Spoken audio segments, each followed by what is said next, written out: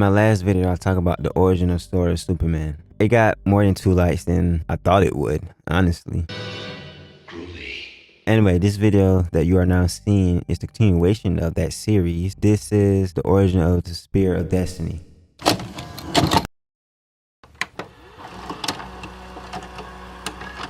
The Spear of Destiny is the weapon that was able to pierce the side of Jesus Christ on the cross. It is also known as the Holy Lance. It was created in Golgotha Judaism. First appeared in comics World War Tale issue 50 in February 1977. The Holy Lance is one of the most powerful inventions in the DC universe. It also comes with the ability of giving the user the power to control the mind of superpowered beings. Oh yeah, don't let nobody come into contact with it. I'm talking about you, Superman of the Flash. This weapon has a long history in comics going all the way back to the Golden Age in the late 30s to the ending of the mid 50s.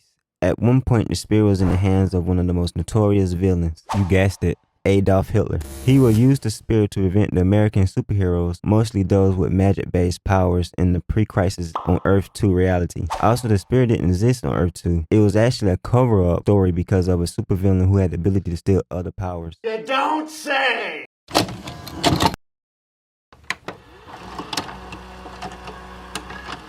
After it almost killed the Spectre, I'm gonna keep it short. Spectre is the wrath of God, or the spirit of vengeance, whichever one you like more. Anyway, Hitler used a magical ritual to taint the weapon, corrupting anyone who wields it to his greed or thirst for power. After Spectre went out of control, Bill Clinton, at that time in the comics, were the president of the United States of America, asked Superman to go to confront the Spectre with the Spear of Destiny, after he had destroyed a nation called Vladova, and seeing it might be the only thing that can harm or stop someone of that type of power level. Remember when I said that he was the wrath of God? Well, yeah, here are some of the things that he can do pre-crisis. Spectre footsteps can cause earthquakes in hell just by him walking. He was able to dodge a blow so fast it would have thrown the planet off its axis by an amp pre-crisis flash. When a normal human being touches him, he is able to disintegrate them. The Spectre was able to become as large as the universe. Also, he was able to incapacitate Dr. Fate, and that's just some of the things pre-crisis Spectre could do. The Spectre was fighting against a woman named Nadia, who is a water elemental, and is the enemy of Swamp Thing.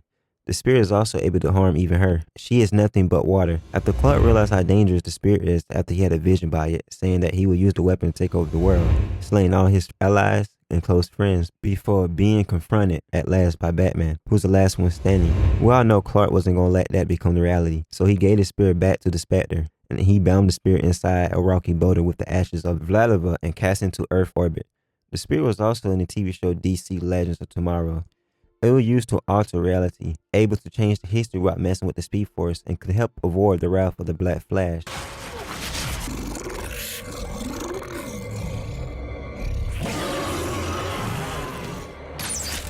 Who's a supervillain of the Flash. From the TV show that was on CW, Zoom was reduced to nothing but a slave to the will of the Speed Force, turning him into a zombified monster who kills anyone who violates the time stream.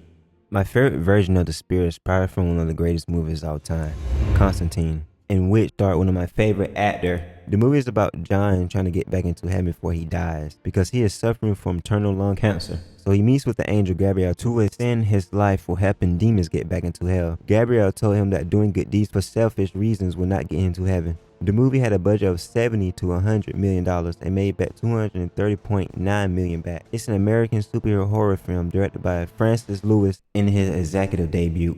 Written by Kevin Brobin and Frank Capella from a story by Brobin. It is loosely based on the DC Comics Vertical Comics Hellblazer graphic novel. John having the ability to perceive and communicate with half angels and half demons in their true form and be able to travel between Earth and Hell. It has a score of 710 on IMDb and 46% on Rotten Tomatoes and 50 out of 10 on Metacritic. Oh, that was a hell.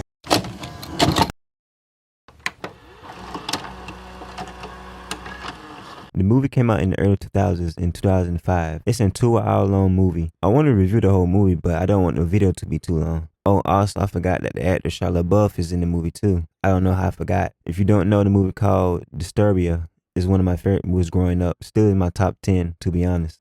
I got most of my information from websites like DC Database, Wikipedia, and just from reading comic books over the years. Shout out to them though for making it a little easier for us fans or to make videos on these characters. I'm also still working on like the top 5 strongest metals in Marvel Comics. That's taking a little longer than I thought it would be. And another video on the Spear of Destiny. I don't know when this video is coming out. It might be either before or after the Sword Superman video already came out.